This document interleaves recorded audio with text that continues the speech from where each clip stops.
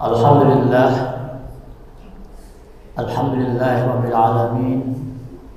Wassalatu wassalamu ala asyrafil anbiya'i wal mursalin Sayyidina Muhammadin wa ala alihi wa sahbihi ajma'in. Asyhadu an la ilaha illallah wa asyhadu anna Muhammadan abduhu wa rasuluh. Allahumma salli wa sallim wa barik ala Sayyidina Muhammad wa ala alihi wa sahbihi ajma'in. Amma ba'du, fa ya ibadallah, ittaqullaha haqqa tuqatih wa la tamutunna illa wa antum muslimun. Jamaah salat Jumat yang dimuliakan oleh Allah, pertama kita mengucapkan puji syukur kehadirat Allah Subhanahu wa taala, di mana pada siang hari ini kita bisa melaksanakan ibadah salat Jumat.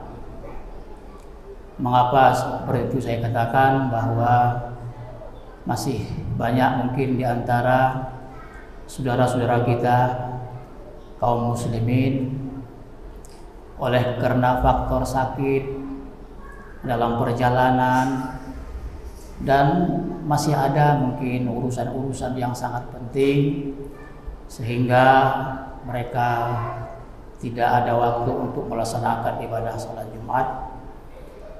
Oleh karena itulah sekali lagi saya mengatakan bersyukur kepada Allah karena di tengah-tengah kesibukan kita, ada yang sebagai pegawai, ada yang petani, kantoran, buruh, dan masih banyak profesi yang lain, rela sedikit yang meluangkan waktunya demi melaksanakan kewajiban dalam melaksanakan ibadah sholat Jumat di hari yang sangat mulia ini. Dalam kesempatan ini, izinkanlah saya membacakan sebuah sepotong surat pendek yang dikenal dengan surat Al-Asr. A'udzubillahi minasyaitonirrajim. Wal 'asri innal insana lafi khusrin illal ladzina amanu wa 'amilus shalihat wa tawasaw bil haqqi wa tawasaw bis sabr. Allah mengatakan wal 'asri, demi waktu, sesungguhnya manusia itu dalam keadaan merugi kecuali mereka yang amilus sholihat, beramal soleh, kemudian lagi watawasaw bil haqq, saling menasihati tentang kebenaran, watawasaw bil haqq, dan mereka saling memberikan nasihat dan saling menerima nasihat secara sabar. Semua kata Allah merugi kecuali yang ini tadi, amanu, mereka beriman, beramal soleh, saling menasihati, dan sabar. Amanu di sini dapat dijelaskan bahwa tidak sekedar hanya melakukan ritual-ritual rukun iman, maupun rukun Islam. Jadi kalau kita yakin bahwa Tuhan kita ada Allah, kemudian percaya kepada malaikat, percaya kepada Rasul, percaya kepada kitab, percaya kepada hari akhir, dan percaya kepada takdir Allah, baik takdir baik dan buruk itu datangnya dari Allah, yang dikenal dengan rukun iman. Secara formal seseorang sudah disebut beriman. Kemudian ditampakkan lagi dengan hukum-hukum syariat yang dikenal dengan hukum Islam, rukun Islam. Ada mengucap 2 kalimat syahadat, ada sholat, ada puasa, ada zakat, dan ada melaksanakan ibadah haji. bagi mereka yang mampu dan sehat. Sudah sempurna secara formal. Jadi rukun imannya kena, rukun Islamnya kena. Namun demikian tidak sampai di situ saja. Karena iman yang baik itu, amanu yang ideal itu adalah memang amanu yang lahir dari qalbun, hati yang bersih. Hati yang bersih ini di dalam terma Islam banyak kemiripan dan banyak sinonim. Ada yang mengatakan az-zihni,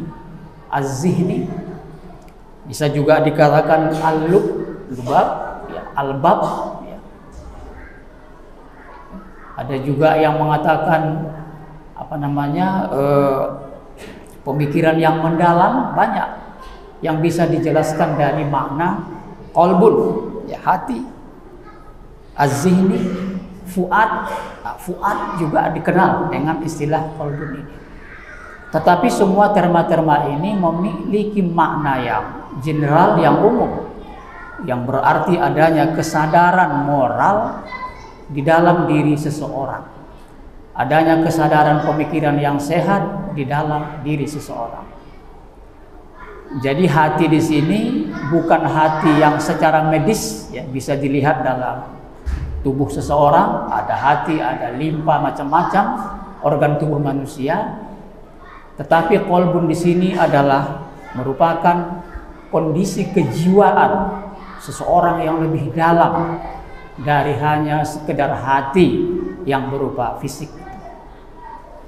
Oleh sebab itulah hati itu harus bersih, ya, harus bersih. Ala wa inna fil jasadi mudghatan, kata Nabi, ingatlah bahwa di dalam diri manusia itu ada segumpal daging. Tapi daging di sini jangan dulu dibayangkan daging yang tadi hanya berupa hati fisik. Iza soluhat jasadu kulluh, kalau dia baik maka baiklah seluruh anggota tubuh manusia itu. Ekspresi keberagamaannya baik. Wa iza fasadat, kalau dia rusak maka rusaklah seluruh nilai ibadah seseorang itu. Jamaah salat Jumat yang dimuliakan oleh Allah. Oleh sebab itulah pembersihan hati di dalam Islam ini sangat penting. Jadi kalau mungkin kita kategorisasi, dikelompokkan hati itu, ada hati yang bersih, yang suci, yang melahirkan iman yang suci. Iman yang suci itu artinya iman yang bersih, ikhlas, dan masih banyak persyaratan-persyaratannya, hanya lahir dari hati yang bersih. Bisa saja orang melaksanakan sholat tetapi hatinya tidak bersih. Mungkin karena ria, mungkin biar dilihat orang dia orang soleh. Nah, ini artinya hanya pribadi sendiri yang tahu. Kalau rukun-rukun Islam yang tadi semua orang tahu, tetapi kalau hati ini, pemilik hatilah yang tahu. Apakah hati saya ini sudah bersih, atau masih kotor, atau masih buta sama sekali, seperti yang dikatakan oleh Imam Al-Ghazali, sangat pribadi. Nah, oleh sebab itulah hati ini merupakan sentral dari perbuatan manusia. Bagaimana hati yang bersih? Hati yang bersih itu adalah yang terkandung di dalamnya kebenaran dan kebajikan. Banyak orang yang melakukan kebenaran secara fisik, ternyata hatinya tidak baik. Mungkin sekarang banyak kasus-kasus yang menampakkan diri benar, baik, tetapi ternyata di belakang, artinya di dalam, ada maksud-maksud yang tersembunyi yang itu merupakan ciri khas bahwa hati itu tidak baik dan tidak bersih. Nah, jadi oleh karena itulah tugas utama bagi kita seorang muslim itu adalah membersihkan hati. Bahkan dalam surat yang lain dikatakan iza zukirallah wajilat qulubuhum. Ketika nama Allah itu disebutkan, gemetar hatinya. Jadi yang gemetar itu adalah hati yang hidup, yang fungsional, yang bersih. Banyak orang punya hati tapi disfungsional, tidak berfungsi. Ya, ketika disebutkan nama Allah biasa-biasa saja. Dan banyak saya kira seperti itu. Nah, oleh sebab itulah kita ingin bahwa kita ini memiliki hati yang bersih. Inilah salah satu ciri khas amanu, di mana tadi dikatakan mereka beriman atas dasar hati yang suci, dan mereka lah orang yang beruntung, kata Allah. Kemudian yang kedua di dalam ayat surat pendek tadi, wa amilus solihat, mereka itu beramal soleh. Beramal soleh ini bisa dibagi dua. Pertama, amal soleh itu memang satu perbuatan yang juga kalau dalam era sekarang orang menyebutnya dengan teori. Ada praktek. Praktek ini amal soleh, amal, perbuatan. Tetapi harus ada teori, baru ketemu amal soleh. Jadi seorang petani nanti kalau pertaniannya mau tidak rugi, harus punya teori bagaimana bertani. Sama, pedagang juga, kalau hanya jual beli tanpa ilmu dagang, teori, dia juga bisa merugi. Jadi amal soleh ini tidak hanya praktek, harus ada ilmunya. Beragama sekalipun, kalau tidak ada ilmunya, bisa juga kemana-mana. Indonesia itu saya kira mayoritas kaum muslimin, beragamanya sudah benar, baik, tetapi mungkin ilmu agamanya yang perlu ditingkatkan. Jadi keberagamaan kaum muslimin Indonesia itu sangat baik, tetapi ilmunya ini kadang-kadang yang masih perlu ditingkatkan. Bahkan banyak juga orang beragama tapi tidak berilmu agama. Nah, ini yang kadang-kadang sering membuat masalah konflik di masyarakat. Kemudian tadi amilus solihat itu adalah amal perbuatan yang di dalamnya terkandung kebenaran dan kebaikan. Benar dan baik itu berbeda. Kalau benar itu sesuai dengan normanya. Apa itu normanya? Al-Quran, hadis, maupun aturan-aturan yang itu disebut dengan benar. Kalau perbuatan itu didasarkan atas Al-Quran, atas hadis, dan perkataan-perkataan ulama, atau mungkin ada aturan-aturan, itu disebut benar. Tindakan itu benar. Tapi apakah dia baik? Belum tentu. Karena baik ini menyangkut masalah bagaimana kebenaran itu dilakukan. Banyak sekarang di masyarakat orang berdalih apa yang dia lakukan itu benar, tetapi cara dia tidak baik atau buruk. Bukan salah, bukan salah. Sebab lawan benar itu salah, lawan baik itu buruk. Jadi benar itu lawannya bukan salah, bukan buruk, tetapi salah. Jadi sekarang banyak orang yang mengklaimnya diri benar, tetapi sesungguhnya dia buruk dalam pelaksanaannya. Saya kira contoh-contoh kasus di masyarakat ini sangat banyak. Sehingga kadang-kadang dia bertanya, apa yang salah dari saya? Sebetulnya tidak ada yang salah dari beliau, tetapi yang buruk banyak yang muncul.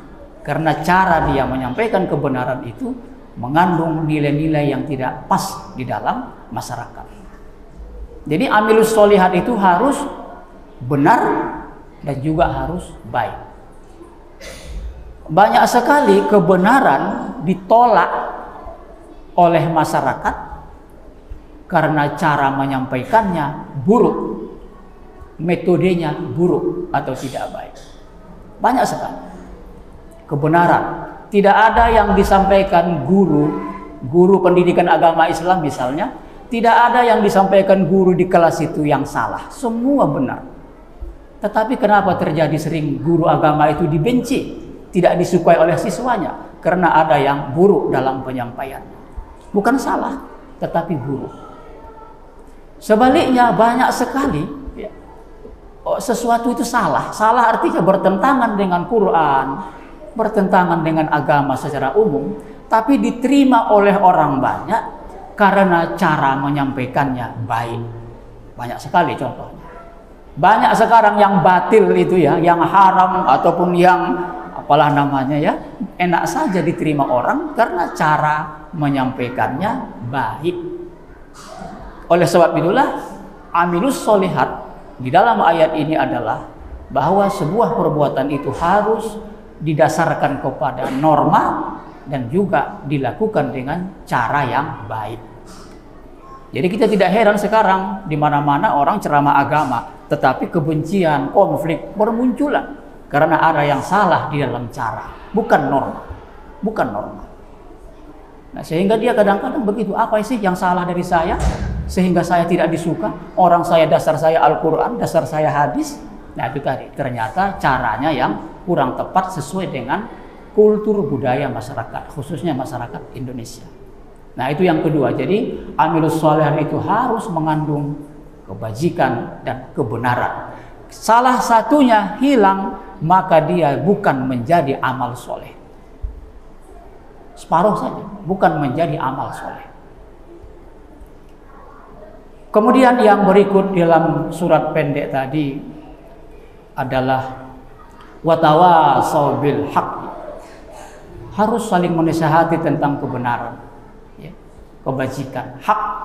Nah, hak ini adalah yang benar, ya. Saling menasihati.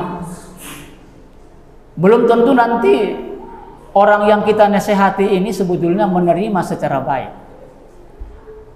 Saya sering membuat contoh amal soleh yang baik tadi sih untuk mahasiswa apa? Ada yang mengatakan berderma, ada yang mengatakan membantu orang lain. Oke lah. Tetapi sebetulnya amal soleh yang tepat bagi mahasiswa itu adalah belajar, kuliah yang rajin, ke perpustakaan, buat makalah yang baik, yang benar. Ini contohnya karena saya kebetulan di kampus. Itu contoh amilus sholihat. Mana mungkin saya bilang kepada mereka, Anda banyak beramal soleh dalam konteks bersedekah. Orang kadang-kadang untuk makan aja kita dikirimin orang tua pas-pasan. Tidak mungkin kita. Lantas kapan kita mendapatkan amal yang soleh tadi, yang baik, yang benar tadi? Ya, silakanlah belajar yang rajin. Nah, ketika mahasiswa yang rajin ini nanti mengajak temannya ke perpustakaan, misalnya, watawasau bil haq, ayo dong ke perpustakaan. Belum tentu saudara akan direspon dengan baik. Bisa saja dia mengatakan, walah, kamu itu kan sok rajin. Bisa saja. Bukan mengucapkan justru terima kasih, tapi kadang-kadang sebaliknya yang diterima oleh orang yang mengajak. Belum tentu. Bahkan kita mungkin di masyarakat sering begitu. Mengajak kepada kebaikan itu belum tentu diucapkan terima kasih. Bahkan kadang-kadang justru kebencian yang muncul. Dibilanglah so alim, macam-macam. Banyak kata-kata yang tidak mengenakan kepada kita yang mengajak orang. Nah, ini di bagian akhir ayat itu dikatakan watawasau bis sabr. Dan kamu harus sabar. Kalau tidak sabar ya berhenti mengajak orang lain tadi. Jadi watawasau bil haq, ada risiko-risiko di situ. Tetapi di bagian akhir itu dikatakan akhir ayat watawasau bis sabr. Jadi kalau kamu dicemooh ketika mengajak orang lain, kamu harus sabar, jangan berhenti. Jangan berhenti. Demikian juga orang yang diberi nasihat harus sabar. Jangan ngotot bahwa dia mengatakan saya ini paling benar. Tidak seperti itu. Dia harus sabar merubah prinsipnya kalau itu memang salah atau kurang benar. Nah, oleh sebab itulah apa tadi watawasau bil haq watawasau bis sabr ini bukan tidak mengandung resiko. Di situ ada risiko-risiko yang betul-betul dirasakan oleh orang yang mengajak. Kalau mengajak kepada kebajikan itu mungkin resikonya tidak begitu berat. Misalnya datang azan, ya, kita dengar suara azan, ada orang yang nongkrong, kita ajak sholat. Ayo sholat dek mas. Mungkin beliau mengatakan, yo silakan pak duluan. Mungkin dia tidak akan sholat. Tetapi kalau ada orang yang main judi, minum minuman keras di suatu tempat, belum tentu kita berani mengajak atau menyuruh menghentikan. Itu lebih resikonya lebih tinggi tuh. Hati-hati tuh. Jadi mengajak kepada kebajikan itu lebih enak sebetulnya. Ya paling kita ditolak. Tetapi mengajak untuk meninggalkan kemaksiatan itu high risk, risiko tinggi. Oleh sebab itulah, kalau kamu melihat kebajikan mungkar, ya, kata Nabi, ya, fal yughayyu biradi. Harus ada kekuatan, biadih, dengan tangan, ya, dengan kekuasaan. Kalau tidak mampu, ya bilisani, dengan ucapan. Juga tidak mampu, ya fabi qalbi, kembali lagi kepada hati, ya. Ya minimal kita tidak menyukai dan mendoakan mereka agar berubah. Itu kata Nabi, strateginya. Nah, oleh sebab itulah mudah-mudahan di dalam kita hidup dan menjalani kehidupan ini, mudah-mudahan kita masuk kategori-kategori yang tadi, orang yang beriman, di mana iman itu lahir dari hati yang suci dan bersih. Kemudian kita beramal soleh, yakni perbuatan, tindakan yang didasarkan kepada norma agama dan dilakukan dengan baik, dan kita bisa saling menasehati, baik itu sesama teman, keluarga, masyarakat, dan juga di bagian akhir kita harus memiliki kekuatan senjata yang disebut dengan sabar. Itu mudah-mudahan yang bisa saya sampaikan. Semoga khutbah singkat ini ada manfaatnya bagi jemaah sekalian. Barakallahu li wa lakum fil Qur'an azim wa nafa'ani wa iyyakum bima fihi minal ayati wa zikril hakim. Aqulu qouli hadza wa astaghfiruh, innallaha ghafurur rahim.